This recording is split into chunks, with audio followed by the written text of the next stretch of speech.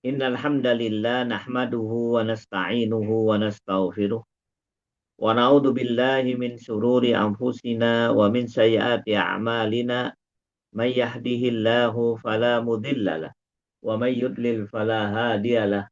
Nashhadu an la ilaha illallah wahdahu la syarikalah wa nashhadu anna Muhammadan abduhu wa rasuluh. Allahumma salli ala Sayyidina Muhammad wa ala alihi wa sahbihi wa man wala. Usikum wa nafsi bitaqwallah faqad fazal muttaqun. Waqad qala ta'ala fi kitabihil aziz. Ya ayyuhalladzina amanu taqullaha haqqa tuqatih. Wa la tamutunna illa wa antum muslimun wa ba'd. Iman fiddin rahimakumullah. Alhamdulillah kita jumpa lagi. Mari kita berdoa kepada Allah Subhanahu wa taala. Semoga perjumpaan ini memberikan manfaat bagi diri kita, keluarga kita, anak istri kita, guru-guru kita, kaum muslimin fid dunya wal akhirah, juga orang tua kita. Selanjutnya kami wasiatkan buat diri kami, juga buat semuanya, marilah kita tingkatkan takwa kepada Allah Subhanahu wa taala. Din rahimakumullah. Hari ini, kemarin tepatnya, kita memperingati 17 Agustus, hari kemerdekaan negara kita yang ke-80. Pertama kali, sebelum kita bicara orang lain, bicara peristiwa, bicara negara, mari kita bicara diri kita. Saya jadi teringat perkataan daripada Hasan Basri, seorang ulama besar, tabi'in. Beliau mengatakan, ya bena Adam, innama anta ayyam, kullama zahaba yaumun zahaba ba'du. Wahai manusia, sesungguhnya kau ini adalah gabungan daripada hari-hari. Hari tambah hari sama dengan pekan. Pekan, bulan. Bulan, tahun. Tahun itulah menjadi umur kita. Gabungan daripada tahun itu menjadi umur kita. Kullama zahaba yaumun zahaba ba'du. Setiap kali hilang satu hari, hilang pula usia kita. Hilang pula sebagian daripada usia kita, hilang pula sebagian daripada diri kita. Iman fiddin rahimakumullah. Setahun yang lalu kita rayakan 17 Agustus. 2 tahun, 3 tahun, 5 tahun yang lalu kita rayakan. Tanpa terasa kita sebenarnya sudah tua. Ya. Oleh karena itu nasihat saya, jangan sampai hari-hari kita hilang. Menurut ulama, hari hilang itu apabila kita tidak taat pada Allah. Ini hari besar. Pada hari besar ini semacam terminal, ya, untuk menilai kita menuju kepada rahmat Allah atau naudzubillah min dzalik menuju kepada laknat Allah. Kita ini menjadi syaqi atau kita ini menjadi sa'id, orang yang bahagia atau justru orang yang celaka. Kita ini masuk jannah atau sebaliknya naudzubillah min dzalik masuk neraka. Ini harus menjadi perhatian kita, setiap kita. Kalau kita lupa memikirkan masalah itu, telah hilang hari-hari. Ini yang pertama. Jadi jangan bicara orang lain, jangan bicara peristiwa, jangan bicara apapun. Sebelum bicara, kita bicara diri kita. Karena yang akan dipertanggungjawabkan di hadapan Allah oleh kita adalah diri kita. Kemudian yang kedua, nih saya mengajak diri saya juga Anda sekalian, sebelum kita bicara tentang kemerdekaan, ya, mari kita melihat salah satu hakikat kehidupan. Ya, Allah Subhanahu wa taala berfirman di dalam surat Al-Anbiya ayat 1 dan 2 yang bunyinya iqtaraba lin-nasi hisabuhum wa hum fi ghaflatin mu'ridun ma ya'tihim min dzikrim min rabbihim muhdasin illa istama'uhu wa hum yal'abun, ya. Ini hakikat kehidupan yang harus kita yakini. Ayat ini menjelaskan kepada kita, makin lama kematian makin dekat. Makin lama hari kiamat makin dekat. Makin lama hisab perhitungan amal makin dekat. Iktarobalin nas hisabuhum. Makin dekat perhitungan amal.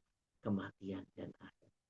Tapi sayang, kebanyakan manusia mensikapi dekatnya hisab, dekatnya kematian, dekatnya hari kiamat dengan i'rad dan ghaflah. I'rad itu apa? Berpaling. Ghaflah itu apa? Ghaflah itu adalah melalaikan. Ya, kebanyakan. Hanya sedikit di antara mereka yang meyakini bahwa hari kiamat makin dekat. Dan salah satu tanda ghaflah dan i'radnya manusia terhadap hari kiamat, terhadap kematian, terhadap hisab, hari perhitungan awal, hari perhitungan amal adalah mereka baca Al-Quran. Tapi sambil bermain. Jadi aktivitasnya yang paling utama adalah bermain. Kalau ada waktu baru baca Al-Quran. Itu tanda orang yang ghaflah dan i'rad. Maka sekali lagi saya nasihatkan buat diri saya juga buat semuanya. Mari pertama kali sebelum kita melihat peristiwa, melihat orang lain, bahkan melihat negara, lihat diri kita. Ingat, kita ini gabungan daripada hari. Hilang hari kita, hilang sebagian daripada kita. Ingat, ada satu hakikat kehidupan yang harus kita yakini. Makin lama kematian makin dekat. Jangan sampai kita termasuk orang yang berpaling dan ghaflah, yang lalai. Ya. Tandanya apa? Baca Quran. Dia baca Quran. Dia baca Quran, berarti dia Islam. Cuman sayang, dia baca Quran itu sambil lalu. Aktivitasnya yang paling utama adalah bermain. Hidupnya penuh dengan bermain. Nah, kemudian pada kesempatan ini mari kita bicara tentang kemerdekaan. Merdeka, kemerdekaan, bebas, kebebasan. Itu apa sih sebenarnya? Sebelum kita merayakannya, kita harus tahu hakikatnya. Definisi kemerdekaan menurut syariat, menurut kebenaran, menurut ulama, itu apa? Itu harus kita pahami. Supaya kita bisa meletakkan diri kita pada tempat yang tepat di hadapan kemerdekaan, dan kita menempatkan kemerdekaan pada diri kita di hadapan kita dengan tepat. Definisi daripada kemerdekaan adalah merdeka atau bebas secara spiritual, moral, dan raga. Dari apa? Dari belenggu atau penjajahan. Yaitu penjajahan 3. Setan, hawa nafsu, penindas atau penjajah. Saya ulangi lagi. Dengarkan supaya dia lihat. Baru lagi ke sini lagi. Kata ya. Merdeka, bebas, kemerdekaan, atau kebebasan, yaitu merdeka secara spiritual, secara moral, secara raga, dari belenggu atau penjajahan. Penjajahan setan, penjajahan hawa nafsu, dan penjajahan penjajah. Ini definisi. Nah, ada 2 rumus yang harus kita pahami dalam hubungannya dengan definisi kemerdekaan tersebut. Rumus yang pertama, tidak ada gunanya terhindar dari belenggu penjajah bila kita tetap terbelenggu atau terjajah oleh setan dan hawa nafsu. Saya ulangi lagi. Tidak ada gunanya kita terhindar dari belenggu penjajahan belenggu atau penjajahan. Tidak ada gunanya kita terhindar dari belenggu penjajah bila tetap kita terbelenggu oleh setan dan hawa. Contohnya siapa? Para koruptor, orang-orang zalim, orang yang suka menganiaya orang lain, pejabat yang suka mencuri uang rakyat. Sudah merdeka dia, tapi sayang dia masih terjajah oleh setan dan hawa. Sudah kaya, sudah makmur hidupnya, masih mencuri. Dan yang dicuri uang rakyat. Ini perlu kita angkat topik ini. Karena musibah besar, salah satu musibah besar yang terjadi di hadapan kita ini, banyaknya para koruptor. Maka tidak salah kalau banyak daripada para tokoh, para ulama menganjurkan koruptor itu dihukum seberat-beratnya. Nah, sampai pada puncak beratnya hukuman yang ada. Nomor satu, definisi yang tidak ada gunanya terhindar daripada belenggu penjajah bila kita tetap tertindas oleh belenggu setan dan hawa. Rumus contohnya para koruptor. Kalau upacara paling bersih bajunya. Kalau meneriakan merdeka paling banter. Nah, tapi jago mencuri. Dia terjajah oleh setan dan hawa. Kemudian rumus yang kedua. Tadi rumus yang pertama. Rumus yang kedua.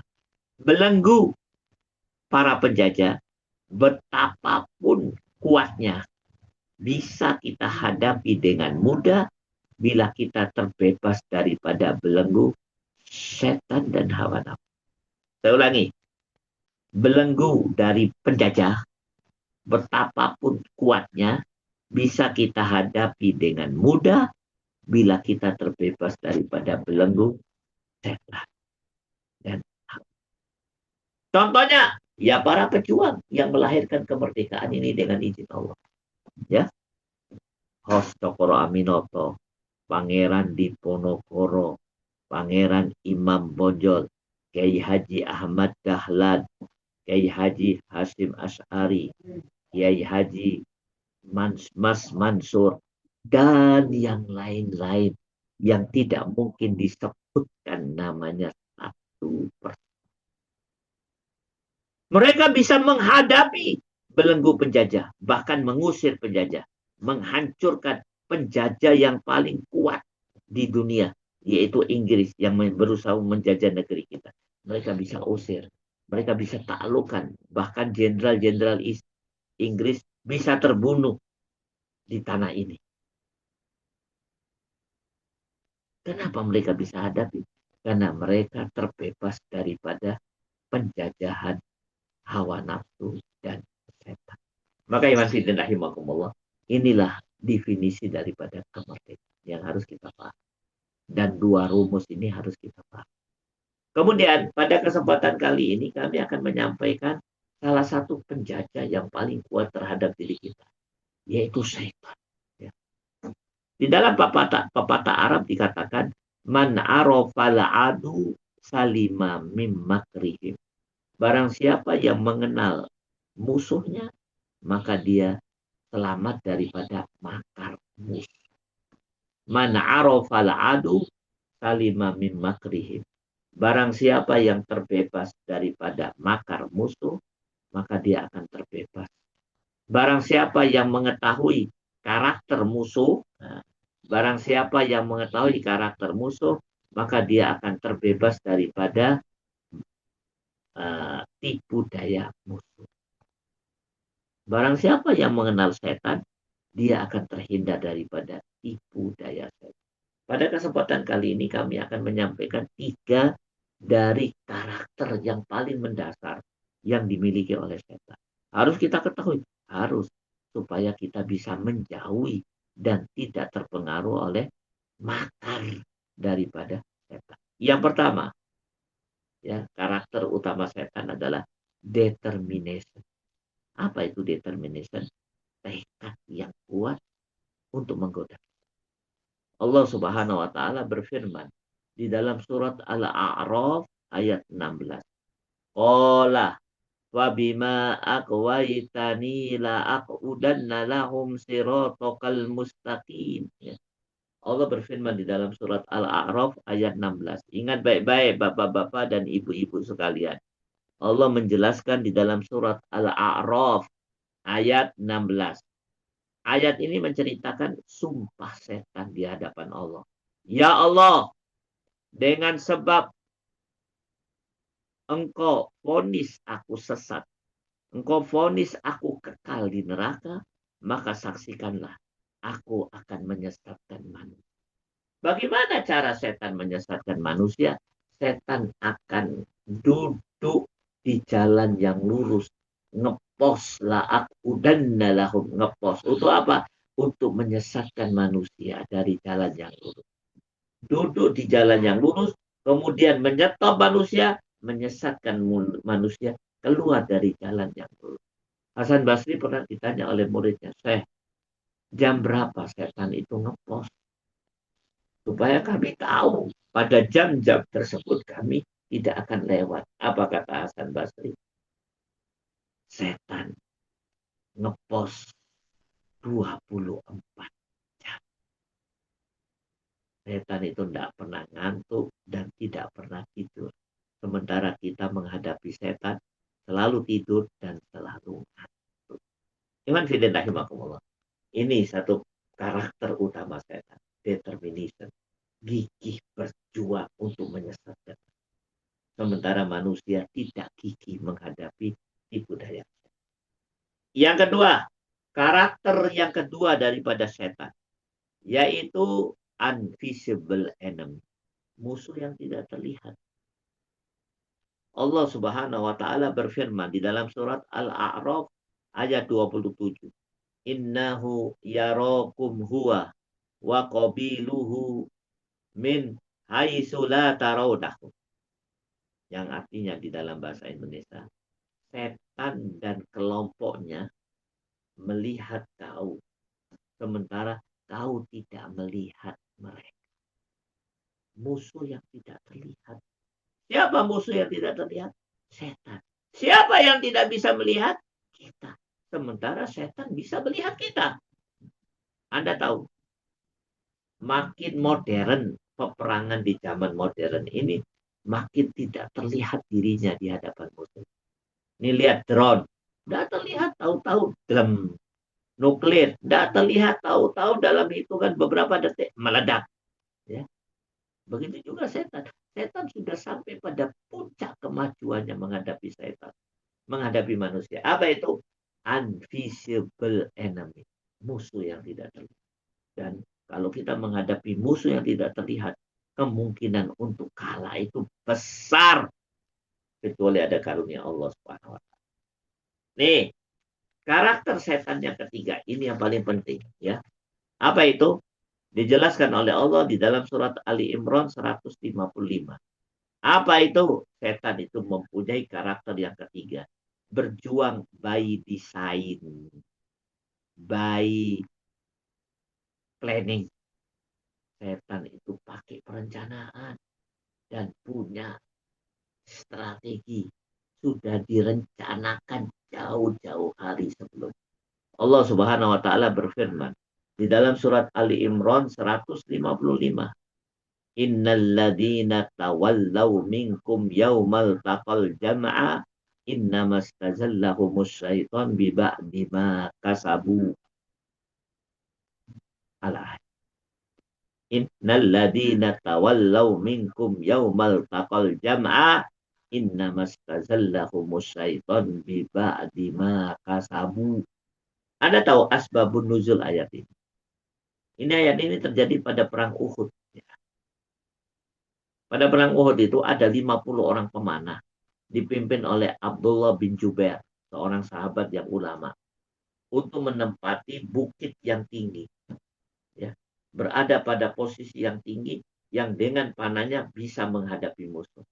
Dan alhamdulillah dengan strategi itu hampir-hampir Rasulullah dan kaum muslimin menang. Cuman saya, sebagian daripada mereka, para pemanah itu tergoda. Oleh apa? Oleh rampasan perang yang ada di bawah mereka. Di bawah bukit mereka. Dan tentara kafir sudah lari tunggang langgang. Sehingga mereka meninggalkan posisi. Mereka turun dari bukit tersebut sebagian besar. Bahkan ada sahabat yang utama, tidak perlu saya sebutkan. Sehingga Khalid bin Walid yang pada saat itu komandan musuh mengetahui bahwa bukit yang paling menakutkan buat mereka dan pasukan pemanah yang menjaganya sudah kosong. Khalid mengatur siasat mutar ke belakang, kemudian menguasai bukit tersebut, kemudian memanah kaum muslimin. Banyak kaum muslimin yang terkena. Bahkan hampir-hampir Rasulullah terkena dan diisukan Rasulullah sudah meninggal. Tapi Allah Subhanahu wa taala menjaga dengan mengirimkan para pengawal-pengawal yang seperti itu. Iwan fidin rahimakumullah. Pak, salah satu dosa besar menurut ulama ya, yaitu pada saat berada di puncak perjuangan dia meninggalkan perjuangan. Pada saat di puncak jihad dia meninggalkan. Pada saat di puncak dakwah dia meninggalkan dakwah. Pada saat di puncak melaksanakan amal Islami, aktivis Islam, dia tinggalkan. Di masa muda dia aktif, di masa tua dia tinggalkan itu semua. Setan ingin semua pejuang melakukan dosa ini. Di puncak perjuangan, meninggalkan perjuangan. Bagaimana caranya? Istazallahumus syaitan biba'di ma kasabu. Yaitu setan menggelincirkan manusia. Dengan cara apa? Jauh-jauh hari sebelum sampai di puncak perjuangan, mereka oleh setan dibiasakan dengan dosa kecil. Mata keranjang, suka bohong. Ya, ini ada satu dosa besar tapi dianggap kecil oleh kebanyakan orang. Apa itu? Waktu masuk kamar mandi kurang bersih, membasuh badannya dan membasuh menyiram bekas kotorannya dan membersihkan kamar mandi. Atau riba dan lain sebagainya. Akumulasi daripada dosa-dosa kecil, dosa kecil, dosa kecil, dosa kecil. Sekian tahun itu dikumpulkan oleh setan menjadi senjata untuk menggelincirkan manusia di puncak perjuangan. Innalladzina tawallaw minkum yaumal taqal jam'a innamastazallahum syaitan bibahtina. Iman fiddin rahimakumullah. Kita berani menyimpulkan bahwa setan menghadapi kita by design, by planning. Sementara kita menghadapi setan by accident. Setelah ditempeleng oleh setan, baru sadar bahwa ada setan. Ya kalah. Tidak ada perencanaan. Nah, Ikhwanuddin rahimahullah. Ini baru kami sampaikan 3 karakter dasar setan. Nih, setan yang menjajah kita punya 3 kehebatan. Kalau tidak semata-mata karena pertolongan Allah, kita akan terjajah oleh penjajah mah kecil. Sama-sama manusia. Apalagi orang-orang kafir. Nyalinya kecil. Tapi menghadapi setan itu. Ustaz, bagaimana cara yang paling tepat untuk menghadapi setan? Ulama sepakat. Cara yang paling utama satu. Minta kepada pencipta setan Allah Subhanahu wa taala supaya menjauhkan setan daripada kita. A'udzubillahi minasyaitonir rajim. Iwanuddin rahimakumullah. Ya. Nah, itu telah kami jelaskan tentang karakter setan. Sebelumnya kami sudah jelaskan definisi kemerdekaan. Sudah pula kami jelaskan 2 rumus penting. Apa itu? Tidak ada manfaatnya. Ya, kita terbebas daripada penjajah sementara kita masih dijajah oleh setan dan hawa nafsu. Rumus yang kedua, Belenggu penjajah betapapun besarnya bisa kita hadapi dengan mudah kalau kita terbebas daripada belenggu setan dan hawa. Iman fiddin rahimakumullah. Para ulama sepakat seseorang dikatakan merdeka, bebas, memiliki kebebasan dan memiliki kemerdekaan kalau pertama dia tunduk kepada Allah.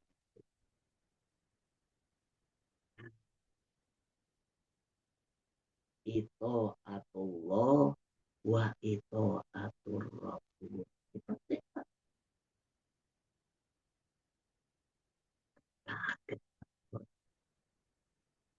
Ibadah kepada Allah, ibadah kepada Allah, taat kepada Allah. Ingat pada kajian terdahulu beberapa bulan yang lalu. Pernah saya sampaikan, pada satu waktu datang seorang sahabat di hadapan Rasulullah. Sahabat ini mengatakan, ya Rasulullah, wallahi tidak ada orang yang paling aku cintai di muka bumi ini melebihi diri. Bahkan engkau aku cintai melebihi istri dan anak. Bahkan engkau lebih aku cintai daripada diriku. Dirimu ada di dalam dadaku. Kalau aku jumpa engkau, aku tidak ingin terpisah. Dan kalau sudah terpisah, aku ingin selalu jumpa engkau. Tapi ya Rasulullah, kalau aku pikirkan tentang kematianku dan kematianmu, aku menjadi sedih. Aku khawatir kita nanti tidak bisa ketemu lagi di akhir. Loh kenapa? Engkau Nabi, Rasul. Matinya, meninggalnya masuk jannah. Kami orang biasa, mungkin masuk neraka. Dijawab oleh Rasulullah, la anta fil jannah. Nggak. Insya Allah nggak. Pasti kau juga masuk surga. Ya Rasulullah. Setelah kami pikir-pikir, kami renung-renung, walaupun kami masuk surga, kami tidak bisa ketemu kau lagi. Loh kenapa? Engkau Nabi, Rasul, surganya surga yang tinggi. Jannatul Ma'wa, Jannatul Firdaus, Jannatul Naim, surga yang nikmat, Firdaus. Tapi kami orang biasa, surganya biasa. Rasulullah tidak bisa jawab. Sampai akhirnya Allah menurunkan satu ayat. Yaitu ayat ini terdapat di dalam surat surat An-Nisa ayat 69. Wa may yuti'illaha war rasul wa ulaika ma'al ladina an'amallahu alaihim minan nabiyyin wasiddiqin wasyuhada wassalihin wa hasuna ulaika rafiqa. Serius ini. Barang siapa yang melakukan dua pekerjaan, maka dia akan dimasukkan jannah, dipertemukan dengan 4 manusia terbaik. Nabi atau Rasul. Siddiqin, orang yang jujur. Suhada, orang yang mati syahid. Solihin, orang yang. Mereka itulah 4 orang yang paling banyak mendapatkan nikmat. Dipertemukan dengan kita. Ya Rasulullah, jadi kami akan dipertemukan dengan engkau selama-lamanya bersama para siddiqin, suhada, solihin, kata Rasulullah. Nah. Tapi syaratnya 2. Kau lakukan 2 hal. Itoatullah wa itoatur Rasul. Taat dan taat kepada. Iman fiddin rahimakumullah. Dari ayat ini kita bisa mengambil 2 kesimpulan penting. Apa itu? Tidak ada aktivitas yang paling utama selama kita hidup di dunia kecuali taat kepada Allah dan Rasul. Boleh melakukan yang lain? Boleh. Tapi dalam rangka untuk taat kepada Allah dan Rasul. Mau kerja apapun silakan. Mau jadi guru silakan. Mau jadi dokter silakan. Mau jadi pegawai silakan. Tapi dalam rangka untuk taat kepada Allah dan Rasul. Mau taat kepada siapapun silakan. Tapi dalam rangka untuk taat kepada Allah dan Rasul. Taat pada pemimpin silakan. Taat pada suami silakan. Taat pada orang tua silakan. Dalam rangka untuk taat pada Allah dan Rasul. Kesimpulan pertama. Kesimpulan yang kedua. Tidak ada ilmu yang paling utama untuk dipelajari selama kita hidup di dunia ini kecuali ilmu untuk taat kepada. Mau belajar matematika silakan, belajar IT silakan, belajar astronomi silakan, belajar ekonomi, belajar apapun silakan dalam rangka untuk bisa belajar untuk taat kepada Allah. Jadi sekali lagi saya ingin katakan pada diri saya juga buat Anda sekalian. Anda dikatakan merdeka kalau Anda taat. Taat pada Allah dan Rasul itu ibadah. Nih, dengarkan perkataan Ibnu Taimiyah, ulama besar. Apa kata Ibnu Taimiyah? Fal ibadatu lillah hiyal hurriyah wal ubudiyati li ghairihi hiyar riqqa. Ibnu Taimiyah. Fal ibadatu lillah hiyal hurriyah wal ubudiyati li ghairihi hiyar riqqa. Ibadah kepada Allah itulah kemerdekaan. Ibnu Taimiyah ini ulama besar, gurunya para guru, kiainya para kiai. Ketahuilah, ibadah kepada Allah itulah kemerdekaan yang sebenarnya. Orang yang ibadah, abid ahli ibadah, mereka itu yang merdeka. Dan ibadah kepada selain Allah itulah perbudakan. Tunduk kepada selain Allah. Itulah perbudakan yang paling rendah, paling hina. Maka Iman Fiddin rahimakumullah. Maka kalau Anda bertanya kepada saya, definisi kemerdekaan itu apa? Orang dikatakan merdeka kalau dia taat pada Allah dan Rasul. Ibadah kepada Allah dan Rasul. Ya, ada seorang ulama mengatakan, apa kata beliau? Al-ubudiyatu lillah hiyal hurriyah al-hakikiyah. Orang yang ibadah kepada Allah, mereka itulah yang merdeka semerdeka-dekanya. Hakikat kemerdekaan ada pada orang yang ibadah kepada Allah Subhanahu wa Ta'ala. Ini ada satu ayat yang perlu kita ketahui. Allah Subhanahu wa Ta'ala berfirman di dalam surat Al-Baqarah 38. Yang bunyinya A'udzu billahi minasyaitonir rajim. Bismillahirrahmanirrahim. Surat Al-Baqarah 38.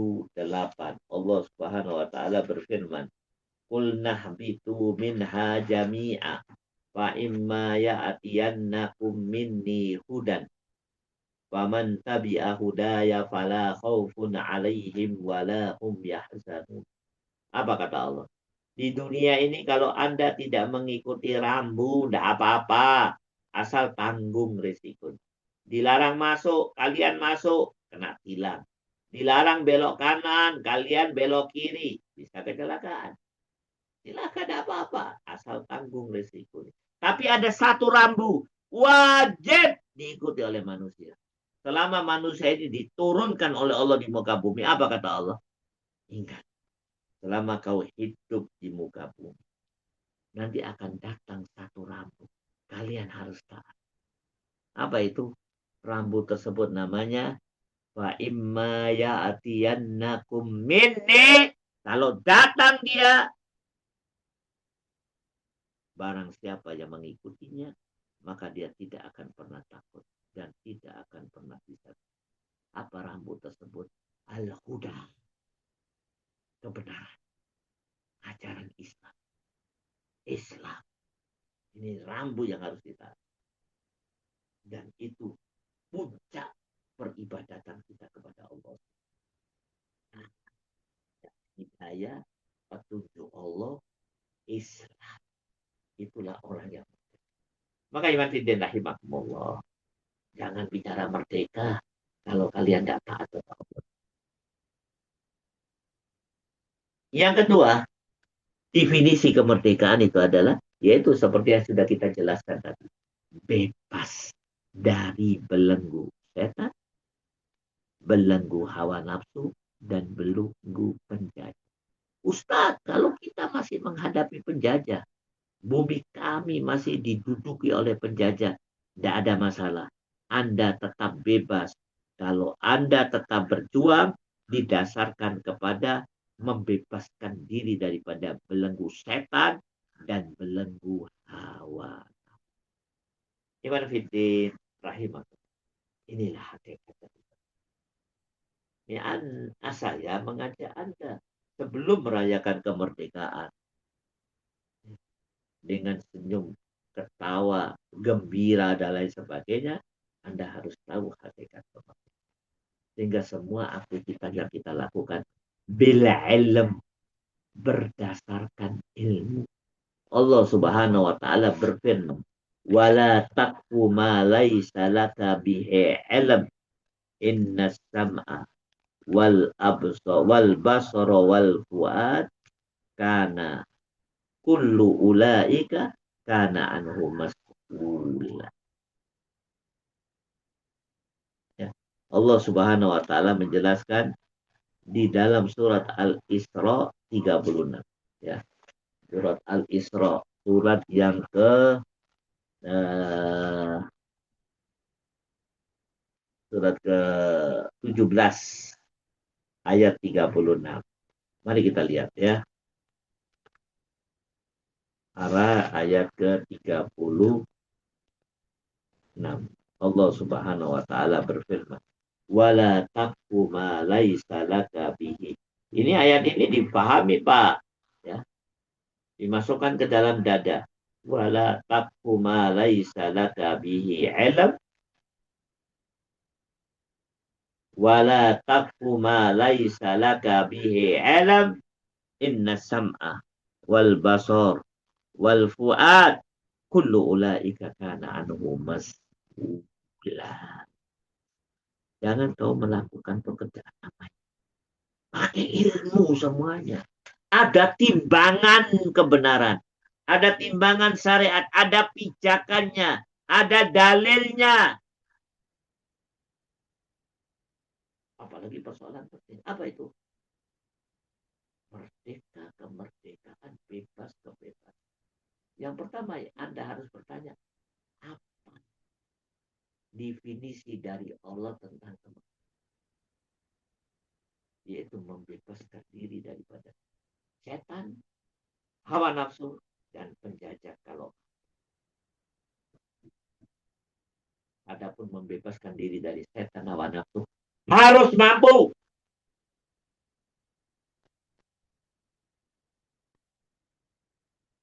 Ingat, pendengaran kita, penglihatan kita, hati kita akan kita pertanggungjawabkan di hadapan pengadilan Allah. Akan ditanya oleh Allah Subhanahu wa taala. Maka iman dan rahimakumullah, mungkin itu satu hal yang kami sampaikan. Tidak usah panjang-panjang ya. Cukup 45 menit. Nih, kami review apa yang kami sampaikan. Yang pertama, ingat, sebelum kita bicara tentang peristiwa, bicara tentang orang lain, bicara tentang kota kita, negara kita, pertama kita bicara. Saya ingat perkataan Hasan Basri yang sangat terkenal. Apa kata Hasan Basri? Ya benar, innaka innama anta ayyam kullama dhahaba yaumun dhahaba. Wahai anak Adam, wahai manusia, sesungguhnya kau ini gabungan dari hari-hari. Dari satu hari sampai hari terakhir, itu terakumulasi. Menjadi satu bangunan yang namanya usiamu atau dirimu. Satu harimu hilang, hilang sebagian daripada diri. Sebagian daripada diri. Yang dimaksud hari, jauh dan tidak taat pada. Yang kedua, hakikat kehidupan yang wajib kita ketahui. Apa itu? Nanti baca. Tolong dibaca surat Al-Anbiya ayat 1 dan 2. Iqtaroba linnasi hisabuhum fahum fi ghaflatin mu'ridun. Ma ya'tihim min dzikrin min rabbihim muhdasin illa istama'u wa hum yal'ab. Makin lama, makin dekat kematian. Makin dekat kebahagiaan, makin dekat akhirat. makin dekat akhirat. Salah satu episode yang penting di akhirat adalah hisab perhitungan. Sayang 1000 sayang. Banyak orang mensikapi itu semua dengan i'rad dan berpaling. Kemudian yang ketiga adalah salah satu tanda daripada keterpalingan tersebut, mereka baca Al-Quran tapi sambil main. Kemudian yang terakhir, kami sudah sampaikan definisi kemerdekaan. Ya, nanti insya Allah ini direkam, besok atau lusa akan di-upload di YouTube, diulang-ulang. Merdeka adalah membebaskan diri daripada belenggu setan, belenggu hawa nafsu, dan belenggu. Mungkin itu saja yang bisa kami sampaikan. Selanjutnya, sebelum kita tanya jawab, mari kita berdoa. Ya, berdoa. Ingat, pada waktu yang lalu telah kami sampaikan surat Ghafir ayat 60. Atau lebih mudahnya surat 40 ayat 60. Allah Subhanahu wa taala berfirman, wa qala rabbukum ud'uni astajib lakum innal ladzina tawallaw faqala rabbukum ud'uni astajib lakum innal ladzina yastakbiruna an ibadati sayadkhuluna jahannama dakhir. Ayat ini bicara tentang sunnatullah yang tidak diketahui oleh banyak orang. Kita sudah tahu banyak sunnatullah. Ya, kalau kita pegang api panas, minum es dingin, kalau kita lempar benda atau benda ke atas jatuh ke bawah, itu sunnatullah. Terjadi di mana saja sama, kapanpun. Tapi ada dua sunnatullah yang dijelaskan di dalam surat Ghafir. Yang penting untuk kita ketahui. Surat 40 ayat 60. Apa kata Allah? Uda'uni astajib. Sunnatullah. Kau minta, aku kasih. Tidak minta, aku tidak kasih. Minta banyak, aku kasih banyak. Minta sedikit, ya aku kasih sedikit. Sunnatullah. Minta, tak kasih. Tidak minta, tidak tak kasih. Minta banyak, nah, tak kasih banyak. Minta sedikit, tak kasih. Sahabat itu untuk persoalan yang tidak penting saja minta. Apa dia? Sementara kebanyakan orang hari ini, kecuali mereka mendapat rahmat Allah, untuk persoalan yang penting, wah dirinya tidak pernah minta kepada Allah. Apalagi yang nggak penting. Ini ada 3 doa. Setiap doa saya ucapkan itu. Yang Rasul menganjurkan kita untuk minta. Kalau kita dikabulkan 3 doa ini, wes, merdeka kita dunia akhirat. Apa itu? Allahumma inna nas'aluka husnal khatimah. Ya Allah, berikan aku akhir kehidupan yang paling baik, husnul khatimah. Allahumma rzuqni taubatan nasuhan qablal maut.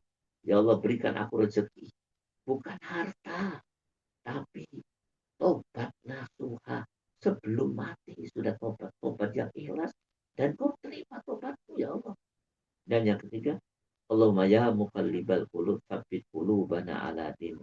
Ya Allah yang menggoncang, memutar-mutar, membalik-balik hati, yang membolak-balikkan hati, teguhkan hatiku dalam ketaatan kepada Allah.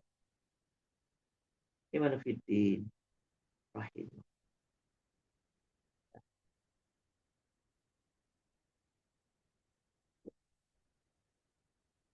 Ini sunnatullah